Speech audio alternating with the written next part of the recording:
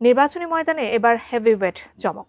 একদিকে ঢাকার রাজকীয় আসনে প্রার্থী হচ্ছেন তারেক রহমান, অন্যদিকে মিত্রের সম্মানে নিজের আসন ছেড়ে ভোলায় ফিরছেন ব্যারিস্টার আন্দালিব রহমান পার্থ। সাধারণ জনগণের মনে প্রশ্ন, বিএনপির নতুন এই কৌশলগত আসন নির্বাচন আর জোটের সমীকরণে কতটা উত্তপ্ত হবে ভোটের মাঠ। বিস্তারিত সাদিয়া সিদ্দিকার প্রতিবেদনে।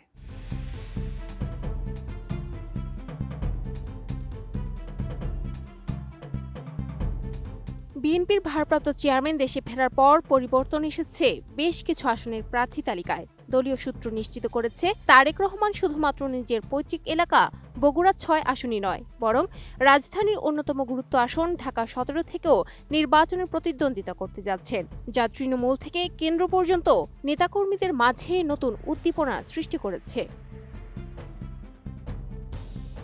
গত শনিবার তিনি এই আসনের ভোটার হওয়ার আবেদন করার পর থেকেই রাজনৈতিক অঙ্গনে শুরু হয় নানামুখী সমীকরণ। ইতিপূর্বে ধারণা করা হচ্ছিল, বিএনপির জোটসঙ্গী হিসেবে এই আসনটি থেকে নির্বাচন করবেন আন্দালিব রহমান পার্থ। তবে তারেক রহমান নিজেই এখানে প্রার্থী হওয়ার আগ্রহ প্রকাশ করায় বড় ধরনের সৌজন্য প্রদর্শন করেন আন্দালিব রহমান পার্থ। তিনি বিএনপির জ্যেষ্ঠ নেতাদের অনুরোধ এবং তারেক রহমানের প্রতি সম্মান জানিয়ে ঢাকা ১৭ আসন থেকে সরে দাঁড়িয়ে নিজের পুরনো দুর্গ ভোলা ১ আসন থেকে লড়ার চূড়ান্ত সিদ্ধান্ত গ্রহণ করেন। এই আসন পরিবর্তনের নেপথ্যে আরও কিছু চমকপ্রদ তথ্য উঠে এসেছে। জানা গেছে, বিএনপির পক্ষ থেকে আন্দালিব রহমান পার্থকে সরাসরি বিএনপিতে যোগ দিয়ে ধানের শীষ প্রতীকে নির্বাচন করার প্রস্তাব দেওয়া হয়েছিল, কিন্তু রাজনৈতিক ব্যক্তিত্ব ও নিজস্ব সত্তার প্রশ্নে অনড় পার্থ সেই প্রস্তাব গ্রহণ করেননি।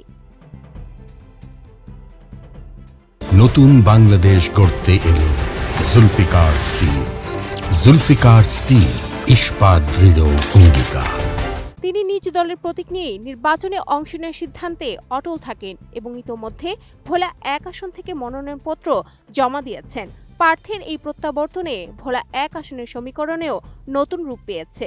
এই আসনে বিএনপি প্রথমে গোলাম নবী আলমগীরকে প্রার্থী হিসেবে ঘোষণা করলেও সর্বশেষ সমঝোতা অনুযায়ী প্রার্থীর সম্মানে তারা সেখানে কোনো প্রার্থী না রাখার সিদ্ধান্ত নিয়েছে।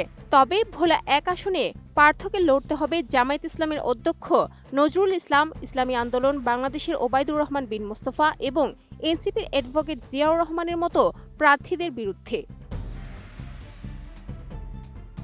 ২০০৮ সালের নির্বাচনে এই ভোলা ১ আসন থেকেই ধানের শীষ প্রতীক নিয়ে সংসদ সদস্য নির্বাচিত হয়েছিলেন আন্দালিব রহমান পার্থ। দীর্ঘ বিরতির পর তার পুনরায় এই আসনে ফিরে আসা ভোলার রাজনীতিতে ভিন্ন মাত্রা যোগ করেছে।